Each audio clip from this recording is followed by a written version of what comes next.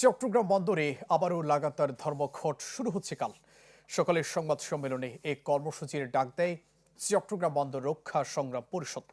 নেতারা বলেন, আগামীকাল থেকে বহির্নোঙরে সব ধরনের পণ্য খালাস কার্যক্রম বন্ধ থাকবে।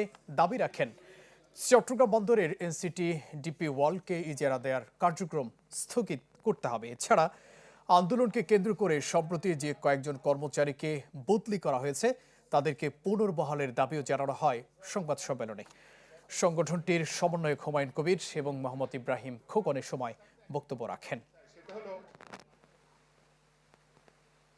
চট্টগ্রাম বন্দর রক্ষা সংগ্রাম পরিষদ আগামীকাল 8ই ফেব্রুয়ারি 2026 পুনরায় সকাল 8টা থেকে অনির্দিষ্টকালের জন্য ধর্মঘট আহ্বান করেছে। কোনো কর্মচারী ধর্মঘট চলাকালীন কাজে যাবে না। বহির্নোঙরে আমাদের যে অপারেশন হয়, ওভারড্রাফট ওভারল্যান্থের জাহাজ যেগুলো আউটার অ্যাঙ্কারেজ অপারেশন করে, ওই সমস্ত জাহাজের অপারেশন কার্যক্রম আমরা এই গত 6 দিনের কর্মবিরতির আওতায় আমরা আনি নাই। আমরা আগামীকাল থেকে বহির্নোঙরে যে অপারেশনাল কার্যক্রম আমাদের হতো সেটিও আমরা বন্ধ ঘোষণা করছি।